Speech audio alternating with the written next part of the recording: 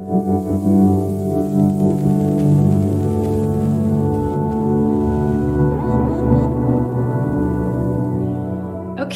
so I know we are all feeling the power of that story. We do have one more amazing speaker for you today. So her name is Katerina Rindi. She is the Director of Community in the open source team at G Research. So now if you saw the title of her presentation today, you might be wondering, how does a bilingual, hi there, Katerina. So you might be wondering, how does a bilingual elementary school teacher go from the kindergarten classroom of a public school to traveling internationally and speaking at conferences like today, without the travel, of course, about Bitcoin, blockchain, peer-to-peer technologies, and open source software? So quite the list of tech topics. So right now, we're going to hear from Katerina about this not so linear journey tied together by her curiosity, continuous learning, and deep values in education and helping people. So welcome, Katerina. I will give you the stage. Thank you. And thank you for having me. And that's a little bit of a hard act to follow. So hopefully some of what I can share with you all will still resonate. I am going to start with, I'm going to tell stories. Normally I have slides to guide all of my presentations, but today I'm just going to tell stories. And I recognize that I'm coming from a place of significant privilege. I'm a white woman, and I was lucky enough to have an education that helped propel me. But there's elements of my story that I think will resonate with other people as well. So I'll start from the beginning, more or less. My family's Italian, and my parents immigrated to the United States, though my early years were spent in Italy and in Switzerland. So I grew up speaking Italian and French.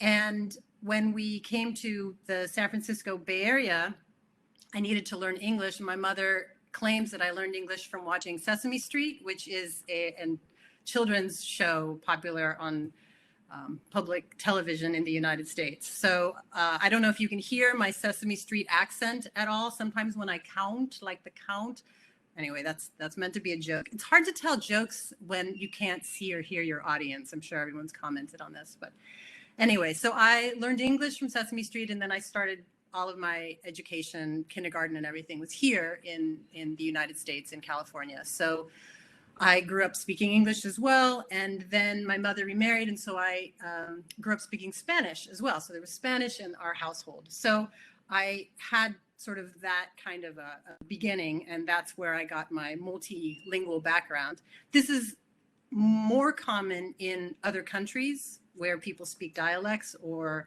whatever. Other neighboring countries, they speak multiple languages. In the United States, it's a little bit uncommon, but it has proved to be an advantage. So if you have an opportunity, if you've grown up speaking multiple languages, that can be useful to you. I was able to attend university here in California, and my first year of university was paid, which was nice. But after that, I had loans and I had to work. So I worked through most of my university. And the jobs I had were photographer. I was a photographer for and fraternities. I never joined a sorority or a fraternity, but I was a photographer for their parties. And just for the record, I was not a very good photographer. But I have some funny stories about that, which I'm not going to share now. Another job I had was I was the night watch person, equine research lab. I attended university in a farm area, and so they were studying horses. And at night, the mares would give birth, and I needed to alert the staff so that they could come and help the mares give birth. So I've seen foals being born, which is super cool. Not super relevant to blockchain, still super cool. Another job I had when I realized that I needed a place to live as well, I was a resident manager, so I helped run the dorms, and that helped me get a place to live. And I also became a peer counselor. I was studying psychology, and I got a minor in education. So that was sort of my university experience, a lot of work. I didn't finish in 4 years like many people do, and I had decent grades, but not great grades. but I was very lucky to be at a decent university. So when I left university, I was looking for work and I was interested in education and psychology.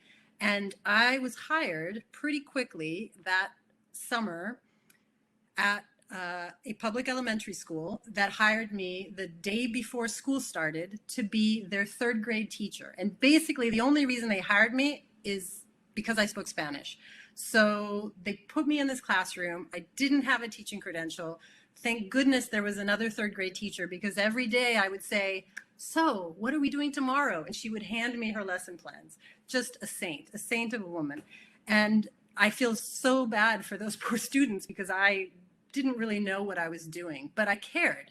I cared about them. And I was in an elementary school where there were quite a few disadvantaged students. In fact, the majority of that school and the neighborhood where I taught was a poor neighborhood. So I learned a lot about that, about the inequalities. And I had already, of course, been aware and sensitive to it, but it was even more obvious there. So I taught at this school for a year, and I simultaneously got my teaching credential in the evenings. So I would teach all day, and then in the evenings I would attend courses. So it was difficult, but I loved my students, and I tried to give them as much as I could. I taught kindergarten, first grade, and third grade, and some fifth grade. And I was in this public school in Richmond, California, for about 7 years in the classroom. Then I also ran magnet programs, and I helped write curriculum so I was in that school district for another 3 years.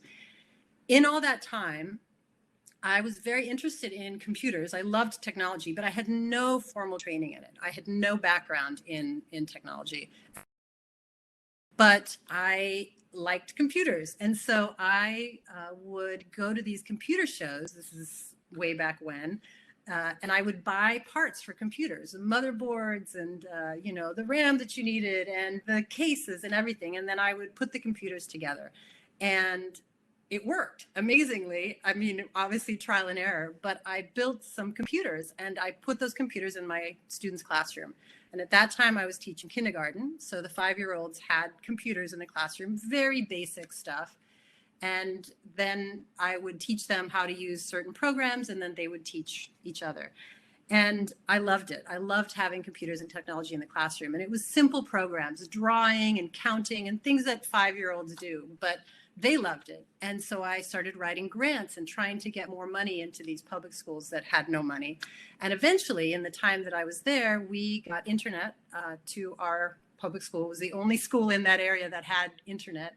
And we eventually got a computer lab, which was just amazing. And the school district sort of, got on board, and other schools were doing this more at the high school level, but eventually it came to the elementary classrooms as well.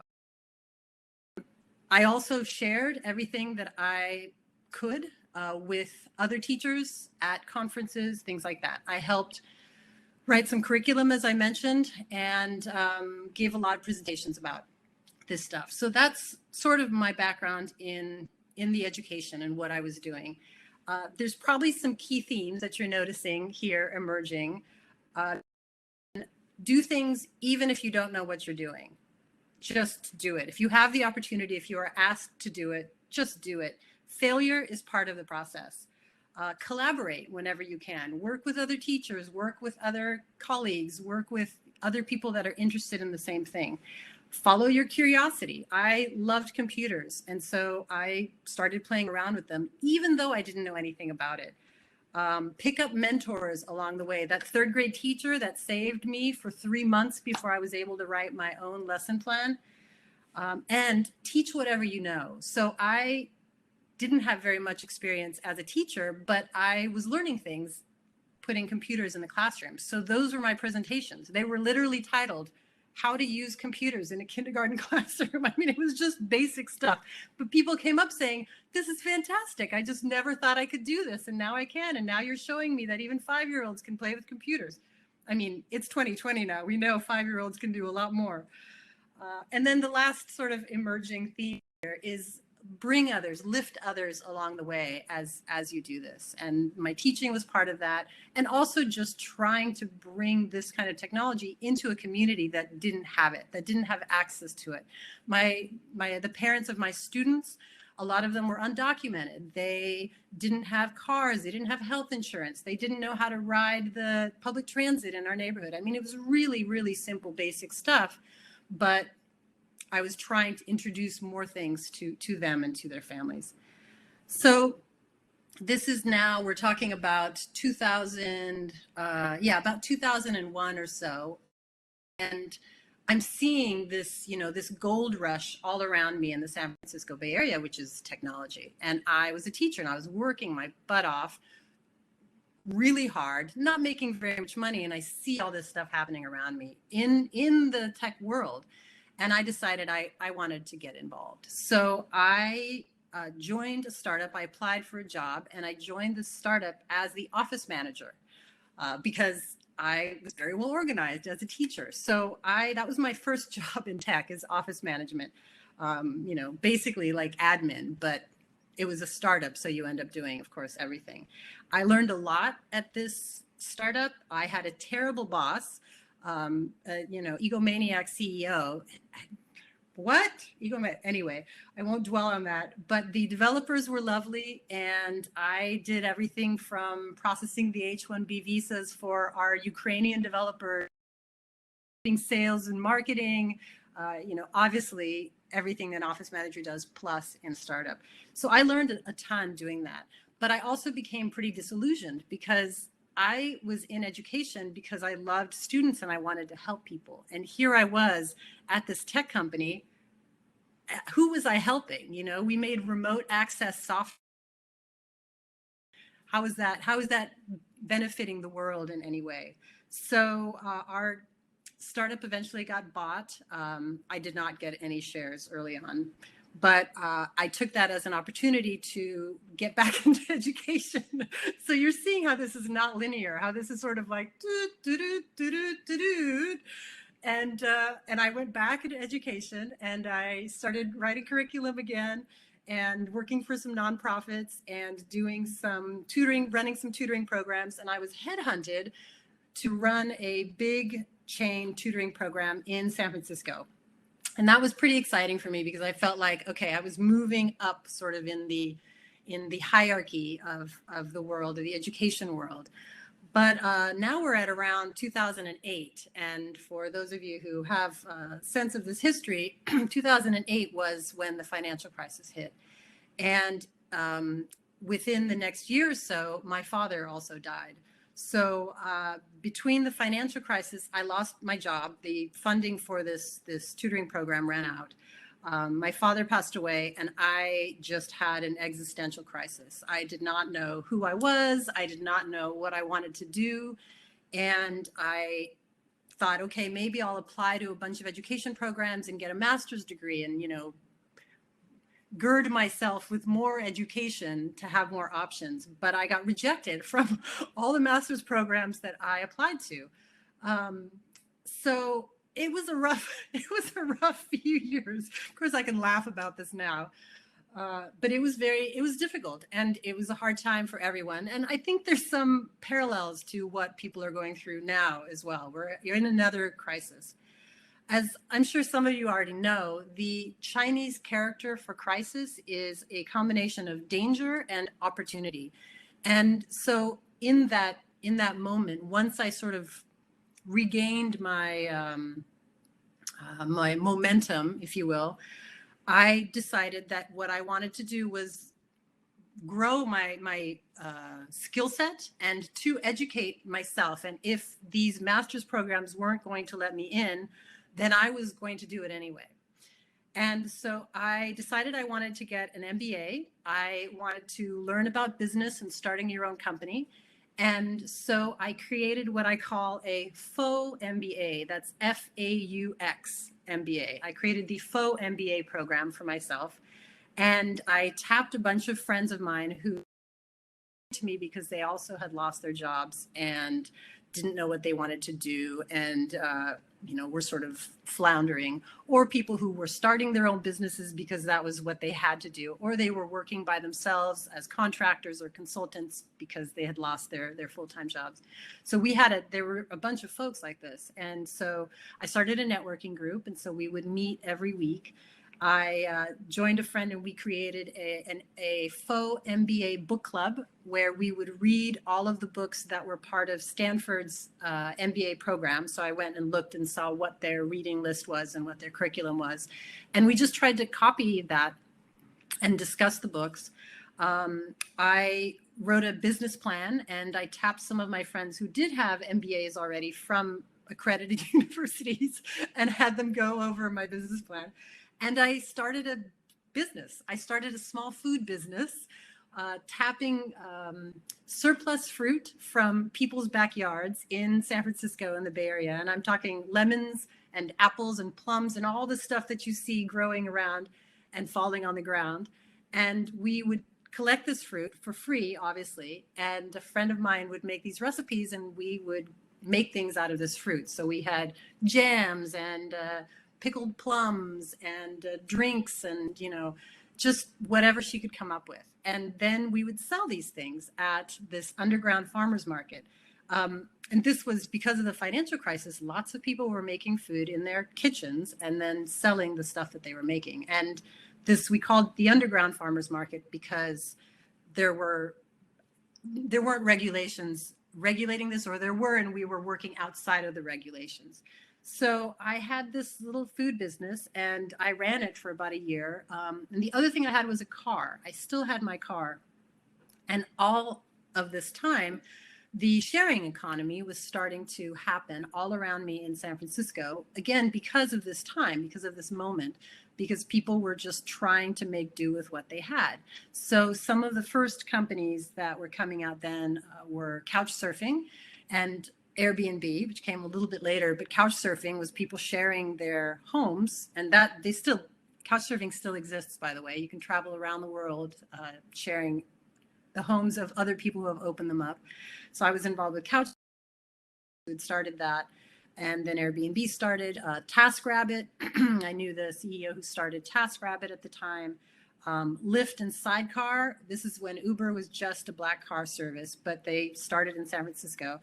And a whole other story for another time of why they started in San Francisco that I could share with you. I drove for Sidecar early on. They went out of business, but then Lyft sort of took over that. And time banking was also really, really popular.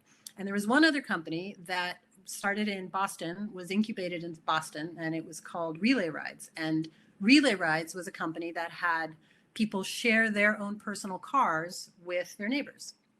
So I had read about Relay Rides and I wrote to them and I said, hey, I'm in San Francisco and I love this idea. I have a car. I'm only using it a few days a week. It would be great if I could share it with my neighbors and make a little money on it.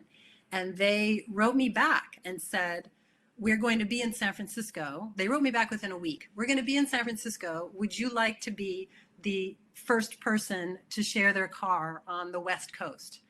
And I said, sure. so I was.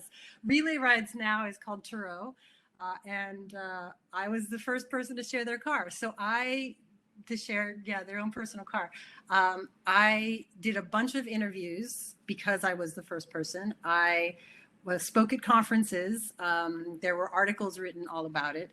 And the conference speaking was, again, like an opportunity for me to talk about what I was doing and to share with people how it was going. And of course, it was also marketing for this company. But I enjoyed it and I decided that was something that I wanted to keep doing. So we're now in 2010, 2011, around there, 2013. I think it was 2013, I think. And this is also more or less around the time when Bitcoin was being written about and was growing in use. So I shared my car with one of the people that I shared my car with was a tech entrepreneur from Belgium. And he was in town because there had been a bunch of Bitcoin meetups going on and Ethereum meetups going on. And we got along. Like most of the time, people would share their car and you never see them. But I was much more of a hands-on. I was friendly and I would talk to people and, find out about them. I mean, I had people leaving bottles of wine in my car when they returned the car. Like, it was kind of cool. There was a real sense of collaboration, the real sense of neighborness in that. So this entrepreneur from Belgium, he and I started going to these Bitcoin and Ethereum meetups. And then when I told him that I was going to be traveling in Europe, I decided at that point that I was going to go to Europe and attend conferences and write about the sharing economy and write about car sharing and all this stuff that was coming up. He asked me to join his startup because he was doing a Bitcoin startup. So I said yes. It was, again, sort of this like, I don't know what I'm doing, but okay, I'll do it. It's an opportunity. And so I spent a year in Europe. I did do some writing about sharing economy, but what I ended up doing is getting a crash course in Bitcoin. And as a teacher, once I learned, I read a lot. I still read a lot. There's so much going on in Bitcoin, always, in blockchain. As a teacher, what I was decent at was explaining to people these complicated ideas and sort of translating it, if you will, into something that was accessible. So for non-technical audiences, especially. So that's what I did. And my position was community manager, but I did a lot of education and I did a lot of speaking at conferences. And one of the other things that I did, every time I spoke at a conference, people would approach me afterwards and I would ask them about their projects, what they were working on, what they wanted to learn. And then I would ask them how I could help them, how I could support them. And I was early on in that world, so there wasn't a whole lot that I could do, but sometimes it was as simple as retweet their tweet or follow them or introduce them to someone else. And through that process, I met a lot of people. I got to travel in Europe and then back again in the United States as well, all over the place. And I met some people that were on the same page of sort of wanting to share this knowledge as much as possible. And like the previous speaker before me, and I'm sure everyone around here, we realized that there were not that many women at these Bitcoin blockchain conferences. So we created some lists of women speakers and spreadsheets and things like that. And so these sort of attempts to share and to connect and to network have really benefited me in the long run. And this is something that I sort of want to encourage everyone to do along the way. One of the things that I also sort of continued to do regularly, even though this was not a linear path, I would stop every once in a while and I would sort of do like a skills assessment. If I don't have, a degree from a university in computer engineering or something, well, what am I good at? Because that's not the only way to be in this world, right? And so my general skills assessment was that I'm organized, that I am a teacher, that I'm curious, that I'm collaborative, that I'm multilingual, and I'm a pretty quick learner. I can read something and I can, learn it and understand it. Though usually it takes about 7 times for most people, including me, to absorb certain things that are more challenging. But these were my skills. And it's like, okay, what do I like doing? That was sort of my next assessment. And I like traveling and meeting people from different places. I like teaching and helping people. I'm very aware of the huge wealth disparities in the world, and I want to be doing something to address that and to address these inequalities. And I really like learning new things. So with the skills assessment and with this idea of what I want to be doing, that's what I've sort of used to drive me towards what I am doing now. And I've been very fortunate, again, but I think that my path and my direction is not unique to me. And I think that other people can do this as well. So today, as per my introduction, I am a public speaker. I am an educator. I'm a community manager. I present at conferences worldwide. I've been incredibly fortunate to have been to China, to Russia, to Japan, Europe, the United States. Some of those conferences that I spoke at, I was given the opportunity because one of my friends or colleagues or people within my network, they were invited, but they couldn't go. So they recommended me. That's another really easy thing that you can do for other people.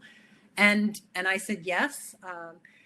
For a while at the very beginning in 2014 or so, when I was traveling around Europe giving talks at conferences, I didn't charge anything. But after a year, I thought, okay, I'd gotten good enough and I had enough experience where I started actually charging. So I would, and sometimes it's not, you don't actually get paid, but you get your travel paid and things like that. So I've sort of balanced all of that out. I still do blockchain research and presentations, and I love doing that stuff.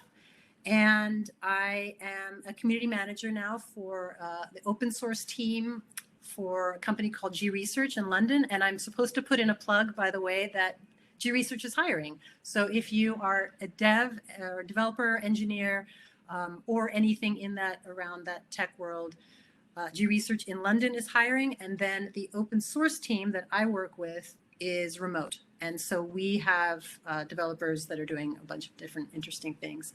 I have a website and I have a Twitter. You can find me there, and LinkedIn, of course, and you can find me in any of those places.